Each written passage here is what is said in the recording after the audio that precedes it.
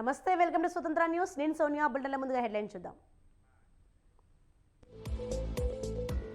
నేడు Gandhi Bhavan TPCC election committee భేటీ. పాల్గొనున్న CM Revanth Reddy, Deepa Das Munshi.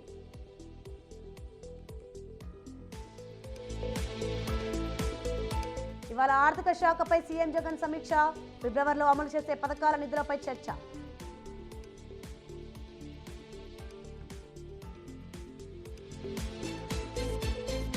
జనసేనలోకి YCP MP Balashowry. ఫిబ్రవరి 4న పవన్ సమక్షంలో చేరిక.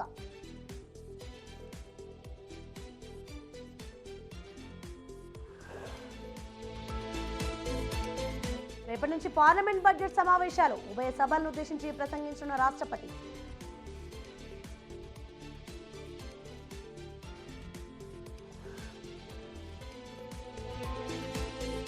అండర్-19 వరల్డ్ కప్ లో ఇవాళ సూపర్ 6 పోరు. మధ్యాహ్నం భారత్ న్యూజిలాండ్ మధ్య మ్యాచ్.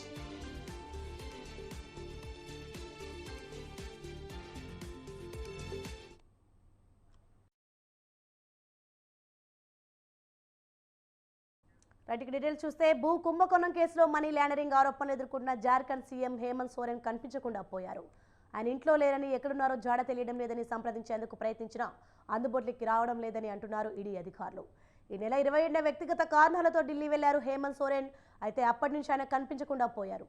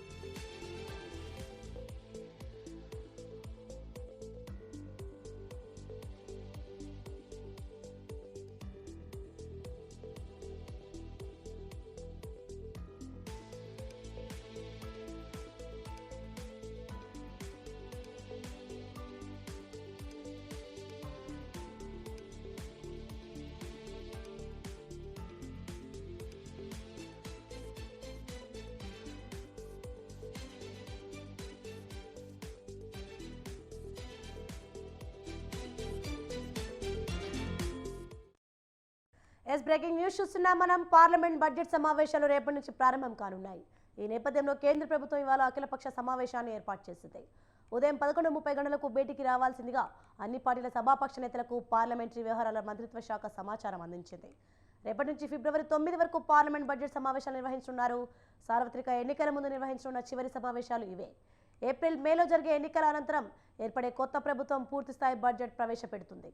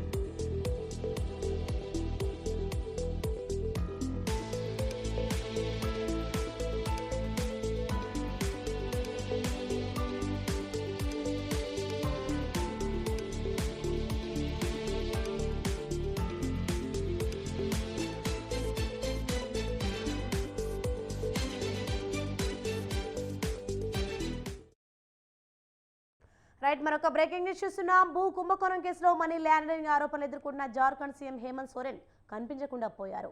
ఆయన ఇంట్లో లేరని, ఎక్కడున్నారో జాడ తెలియడం లేదని, సంప్రదించేందుకు ప్రయత్నించినా అందుబాటులోకి రావడం లేదని అంటున్నారు ఈడీ అధికారులు. ఈ నెల 27న వ్యక్తిగత కారణాలతో ఢిల్లీ వెళ్లారు హేమంత్ సోరెన్. అయితే అప్పటి నుంచి ఆయన కనిపించకుండా పోయారు.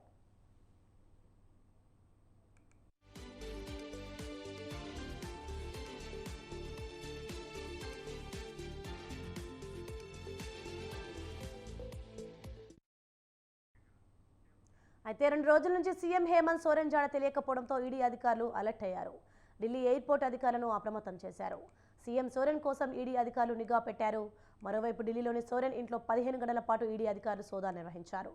సోరెన్కు చెందిన PMW కారు, ఇంటి పత్రాలతో పాటు పలు కీలక డాక్యుమెంట్లు స్వాధీనం చేసుకున్నారు.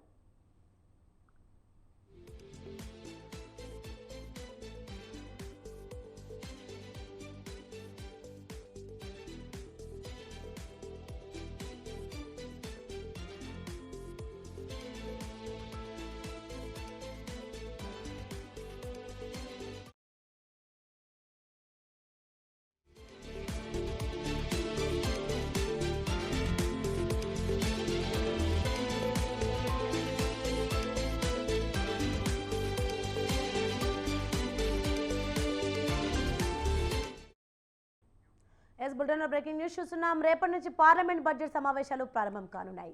ఉభయ సభలను ఉద్దేశించి రాష్ట్రపతి ద్రౌపది ముర్ము ప్రసంగించనున్నారు. ఫిబ్రవరి 1న ఓట్ ఆన్ అకౌంట్ బడ్జెట్ ప్రవేశపెట్టనుంది. కేంద్ర ప్రభుత్వం ఫిబ్రవరి 9 వరకు పార్లమెంట్ బడ్జెట్ సమావేశాలు కొనసాగనున్నాయి. సార్వత్రిక ఎన్నికల ముందు ఈ ప్రభుత్వం నిర్వహించనున్న చివరి సమావేశాలు ఇవే.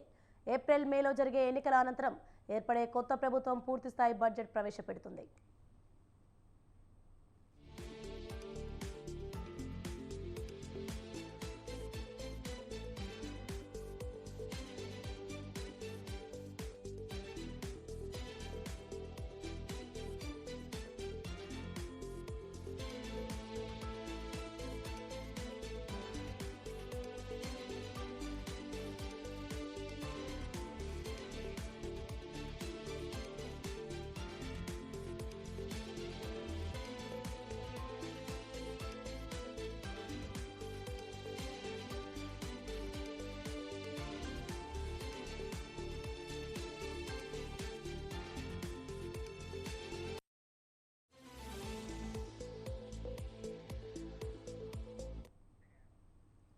నేడు గాంధీ భవన్లో టీపీసీసీ ఎలక్షన్ కమిటీ భేటీ కానుంది. సాయంత్రం 4 గంటలకు సీఎం రేవంత్ రెడ్డి అధ్యక్షతన పీఈసీ సమావేశం జరగనుంది. సమావేశంలో ఏఐసీసీ ఇన్ఛార్జ్ దీపాదాస్ మున్షి హాజరు కానున్నారు. పార్లమెంట్ ఎన్నికల్లో అనుసరించాల్సిన వ్యూహాలపై చర్చించనున్నారు.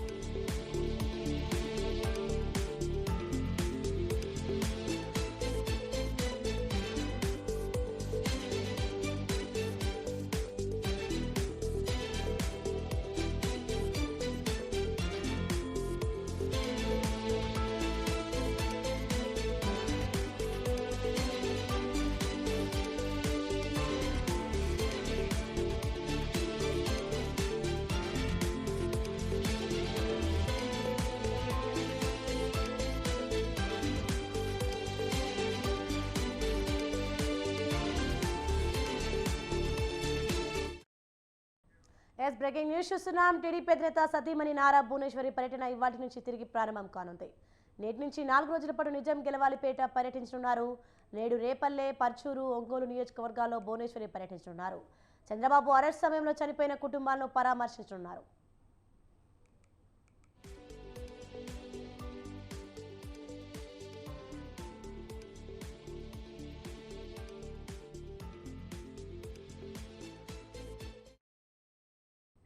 రేపు దర్శి, కొండపి, కందుకూరులో భువనేశ్వరి పర్యటిస్తారు. ఎల్లుండి కందుకూరు, ఉదయగిరి, నెల్లూరు జిల్లాలో పర్యటించనున్నారు. ఆమె ఫిబ్రవరి 2న వెంకటగిరి, ఆత్మకూరులో భువనేశ్వరి పర్యటించి చంద్రబాబు అరెస్ట్ సమయంలో చనిపోయిన కుటుంబాలను పరామర్శించనున్నారు.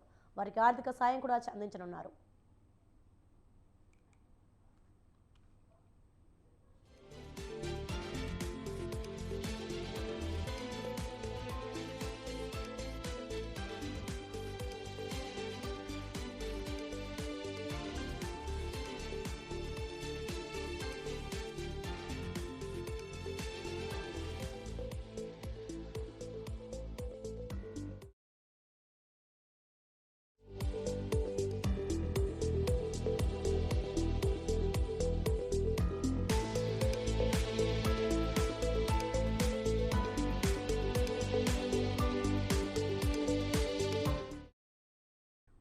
బ్రేకింగ్ న్యూస్ చూస్తున్నాం. ఏపీలో అసెంబ్లీ ఎన్నికలు దగ్గర పడుతున్న కొద్దీ అధికార వైసీపీలో పరిస్థితులు అల్లకల్లోలంగా తయారవుతున్నాయి.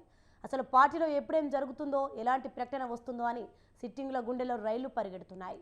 నియోజకవర్గాల్లో ఇన్ఛార్జ్ల మార్పుతో వైసీపీకి అన్ని ఎదురు దెబ్బలే తగులుతున్నాయి. ముఖ్యంగా మచిలీపట్నం ఎంపీగా ఉన్న వల్లభనేని బాలశౌరి పార్టీకి రాజీనామా చేసి జనసేన కండువా కప్పుకోవడానికి రంగం సిద్ధం చేసుకున్నారు. ఫిబ్రవరి 4న ఎంపీ బాలశౌరి జనసేన అధినేత పవన్ కళ్యాణ్ సమక్షంలో పార్టీలో చేరబోతున్నారు.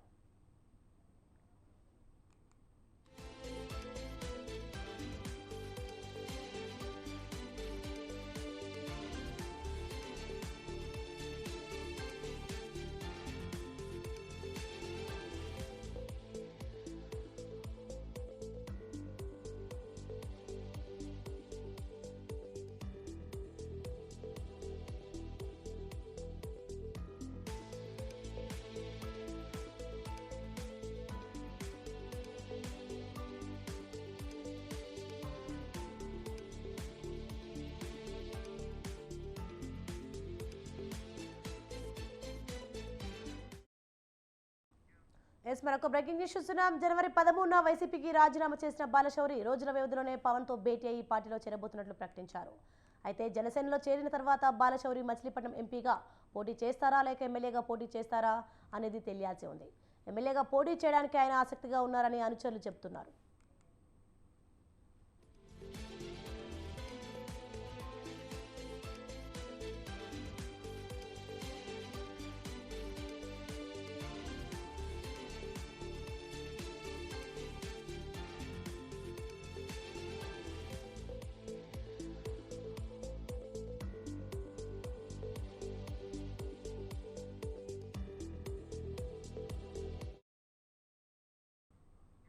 ఇడుపులపాయ కేంద్రంగా కీలక భేటీ జరిగింది. ఏపీ పీసీసీ చీఫ్ షర్మిలతో సమావేశమయ్యారు దివంగత మాజీ మంత్రి వివేకానందరెడ్డి కుమార్తె సునీత. దాదాపు 2 గంటల పాటు సాగిన ఈ భేటీలో పలు అంశాలు చర్చకు వచ్చాయి. ఇంతకీ వారి మీటింగ్లో ఏ విషయాలపై చర్చ జరిగింది? దీనిపైన ఇప్పుడు ఏపీ పాలిటిక్స్లో హాట్ డిస్కషన్ నడుస్తోంది.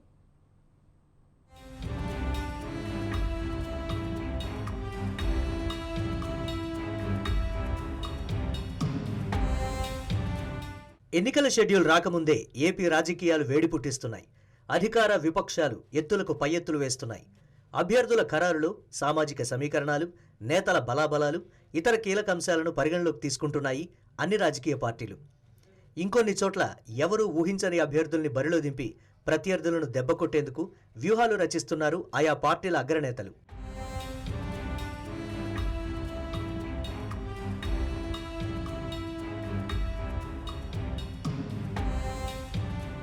ఈ క్రమంలోనే దివంగత మాజీ మంత్రి వైఎస్ వివేకానందరెడ్డి కుమార్తె YS Sunitha AP PCC chief షర్మిలతో సమావేశం కావడం రాజకీయంగా ప్రాధాన్యం సంతరించుకుంది. జిల్లాల పర్యటనలో భాగంగా ఇడుపులపాయ వచ్చారు షర్మిల. ఈ సమయంలోనే ఆమెతో సమావేశమయ్యారు సునీత. దీంతో వీరిద్దరి భేటీపై రాజకీయ వర్గాల్లో పెద్ద ఎత్తున చర్చ జరుగుతోంది.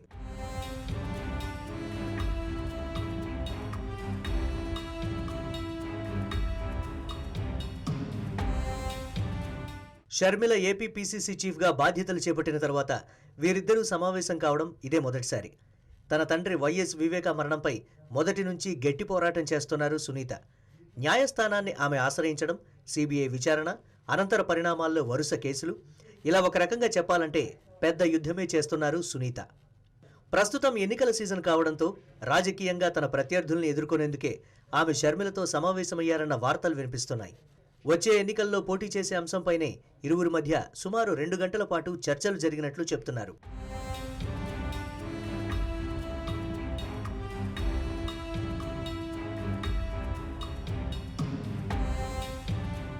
అన్నీ అనుకున్నట్లు జరిగితే సునీత కాంగ్రెస్ పార్టీలో చేరవచ్చన్న ప్రచారం ఇప్పటికే మొదలైంది.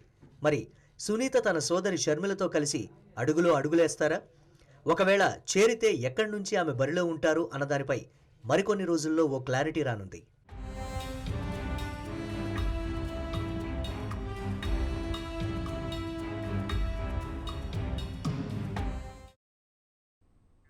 పార్టీ ఫిరాయించిన వైసీపీ ఎమ్మెల్యేలు, ఎమ్మెల్సీల విషయంలో విచారణ చేపట్టారు AP assembly speaker Tammineni Sitaram. ఈ మొత్తం వ్యవహారంలో స్పీకర్ ముందు హాజరైన 4 వైసీపీ రెబల్ ఎమ్మెల్యేలు తమకు మరింత గడువు కావాలని సభాపతిని కోరారు. దీంతో ఇప్పుడు శాసనసభ స్పీకర్ ఎలాంటి నిర్ణయం తీసుకుంటారు? మరింత గడువిస్తారా లేక వేటు వేస్తారా అన్నది ఉత్కంఠ రేపుతోంది.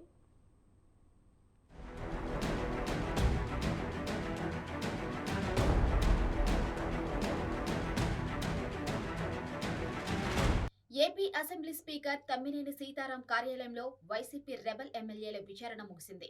సుదీర్ఘ తర్జన భర్జనలు, న్యాయ సలహాలు తీసుకున్న అనంతరం 4 ఎమ్మెల్యేలు కోటంరెడ్డి శ్రీధర్ రెడ్డి, ఆనం రామనారాయణ రెడ్డి, ఉండవల్లి శ్రీదేవి, మేకపాటి చంద్రశేఖర్ రెడ్డి వేరువేరుగా శాసనసభాపతి తమ్మినేని సీతారాం ఎదుట హాజరయ్యారు.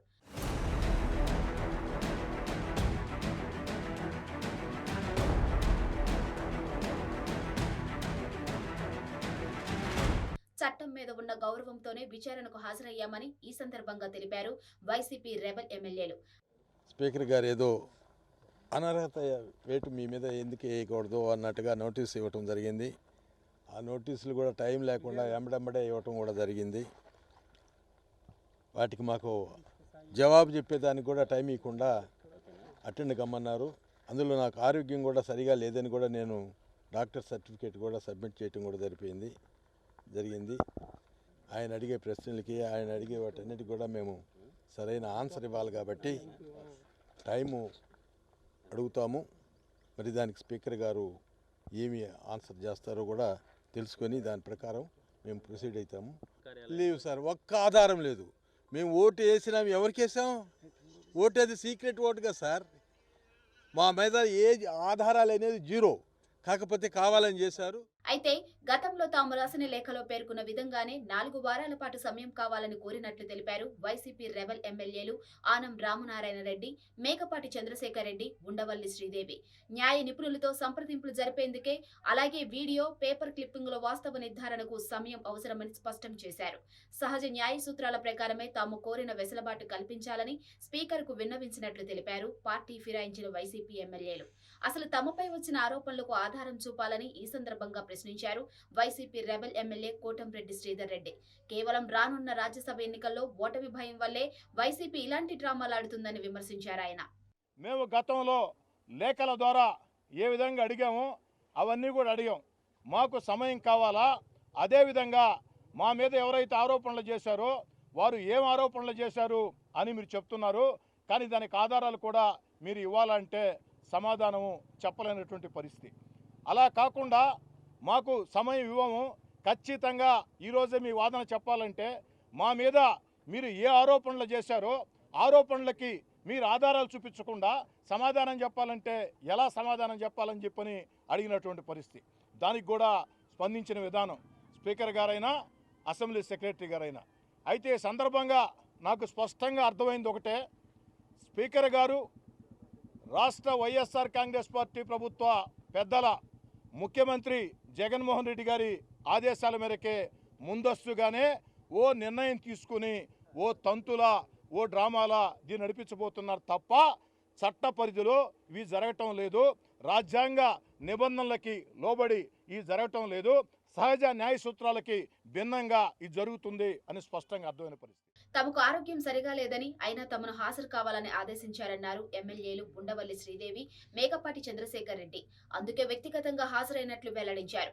మరోవైపు గంటా శ్రీనివాసరావు రాజీనామాపై 3.5 ఏళ్లు పట్టించుకోని స్పీకర్ తమకు మాత్రం నోటీసు ఇచ్చిన 2 వారాల్లోనే సమాధానం ఇవ్వమని అంటున్నారని తెలిపారు ఆనం రామనారాయణ రెడ్డి. తాను క్రాస్ ఓటింగ్ కి పాల్పడ్డానని వైసీపీ ఆరోపిస్తుందన్న ఆయన క్రాస్ ఓటింగ్ కు తాను పాల్పడినట్లు ఆధారాలు ఉన్నాయా అంటూ ప్రశ్నించారు. యాంటీ పార్టీ యాక్టివిటీస్లో ఉన్నారు, మీరు యాంటీ పార్టీ యాక్టివిటీస్లో ఉన్నారు కాబట్టి మిమ్మల్ని డిస్క్వాలిఫై చేయమని ప్రభుత్వ చీఫ్ విప్ అయిన ప్రసాదరాజు గారు మాకు కంప్లైంట్ ఇచ్చారు. ఆ కంప్లైంట్ మీద మేము మిమ్మల్ని పిలిచామని అడిగారు.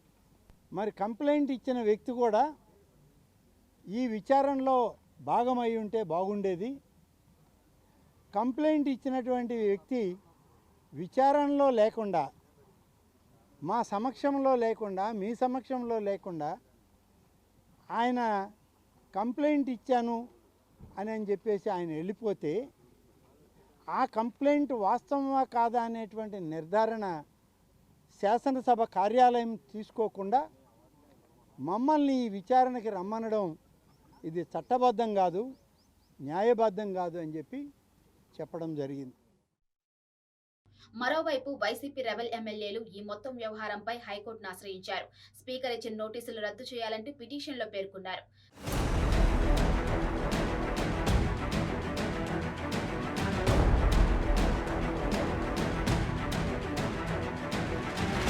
కొన్ని నెలల కిందటే జరిగిన ఎమ్మెల్సీ ఎన్నికల్లో అంతా వైసీపీ గెలుస్తుందని ఊహించారు. కానీ అందుకు భిన్నంగా టీడీపీ అభ్యర్థి పంచుమర్తి అనురాధ విజయం సాధించడం అప్పట్లో తీవ్ర సంచలనం సృష్టించింది. 4 ఎమ్మెల్యేలు విప్ ధిక్కరించి మరీ టీడీపీ అభ్యర్థికి అనుకూలంగా ఓటు వేశారని వైసీపీ ఆరోపించింది. పార్టీ నుంచి బహిష్కరించింది. అయితే రహస్య ఓటింగ్లో విప్ తామే ఉల్లంఘించారని ఎలా చెబుతారంటూ ప్రశ్నలు లేవనెత్తారు ఈ 4 ఎమ్మెల్యేలు.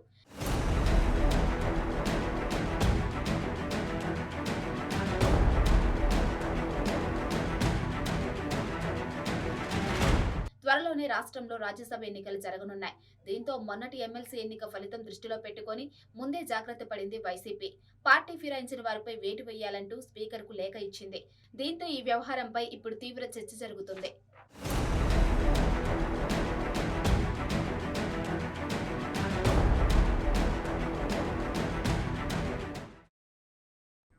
వైసీపీ ఇన్ఛార్జ్ల 5వ జాబితాపై సస్పెన్స్ ఇంకా కొనసాగుతుంది. ఓవైపు అసంతృప్తులు, ధిక్కార స్వరాలు గట్టిగా వినిపిస్తుండటంతో ఏం చేయాలో తెలియక తల పట్టుకుంటున్నారు తాడేపల్లి పెద్దలు. చోటు దక్కని వాళ్లను, స్థానభ్రంశం కలిగిన వాళ్లను సీఎం క్యాంప్ ఆఫీస్కు పిలిపించి బుజ్జగిస్తున్నారు. అయినా వెనక్కు తగ్గని కొంతమంది మాత్రం త్వరలోనే తమ భవిష్యత్ కార్యాచరణ ప్రకటిస్తామని చెప్పడం హాట్ టాపిక్గా మారింది.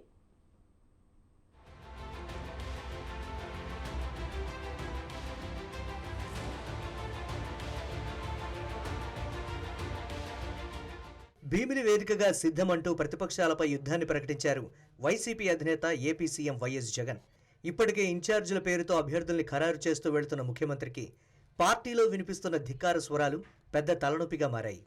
ఇప్పటికే పలువురు ఎమ్మెల్యేలు పార్టీకి రాజీనామా చేయగా సిట్టింగ్ ఎంపీల్లోనూ కొందరు ఫ్యాన్ పార్టీకి దూరం జరిగారు.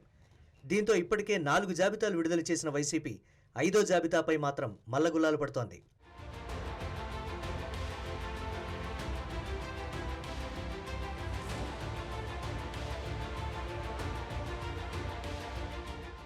సర్వేల పేరుతో అధినేత టికెట్లు కేటాయిస్తూ ఉండడం, కొందరికి చెక్ చెప్పడం, మరికొందరికి స్థానభ్రంశం కల్పిస్తూ ఉండడంతో తమ సంగతేంటన్న ఉత్కంఠ మిగిలిన ఎమ్మెల్యేల్లో నెలకొంది. దీంతో 5వ జాబితా కోసం సిట్టింగ్ ఎమ్మెల్యేలు, ఎంపీలు, ఆశావహులు పెద్ద ఎత్తున ఎదురుచూస్తున్నారు. ఈ లిస్టులో విజయనగరం, అనకాపల్లి, కాకినాడ, రాజమండ్రి, అమలాపురం, నర్సారావుపేట పార్లమెంట్ ఇన్ఛార్జీలను ప్రకటించే అవకాశం ఉందన్న ప్రచారం జోరుగా సాగుతోంది.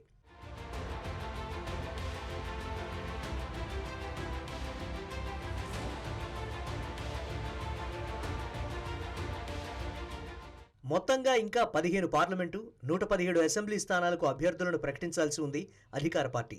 అయితే ఇప్పటికే 100 స్థానాల్లో క్యాండిడేట్ల విషయంలో ఓ స్పష్టతకు వచ్చిన వైసీపీ పెద్దలు మిగిలిన వారి విషయంలో తీవ్ర కసరత్తులే చేస్తున్నారన్న టాక్ వినిపిస్తోంది.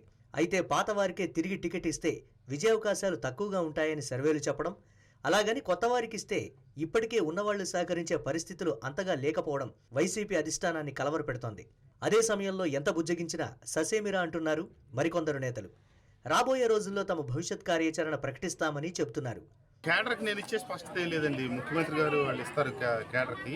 ఇప్పుడు వచ్చే కొద్ది రోజుల్లో అన్ని విషయాల పట్ల క్లారిటీ ఇస్తారు. కృష్ణప్రసాద్ గారు టీడీపీ అధిష్టానానికి ఆల్రెడీ చర్చలు నడిపారు. మీరు చెప్పిన అన్ని ఏ ఒక్కటి జరగదు. అతి త్వరలో పత్రికా సమావేశం ఏర్పాటు చేస్తున్నా. బహుశా ఫిబ్రవరి 4-5 తారీఖుల్లో అప్పుడు అన్ని వివరాలు స్పష్టంగా మీరు అడిగిన ప్రతి ప్రశ్నకి సమాధానం చెప్తా, నా మనోభావాలు కూడా చెప్తా. ఇలా 1-2 కాదు, అనేక ఒత్తిళ్ల మధ్య వీటిని ఎలా పరిష్కరించాలని గట్టి ప్రయత్నాలే చేస్తున్నారు వైసీపీ పెద్దలు. మరి ఇలాంటి పరిస్థితుల్లో 5వ లిస్ట్ ఎప్పుడు వస్తుందన్నది ఆయా నేతల్లో ఉత్కంఠ రేపుతోంది.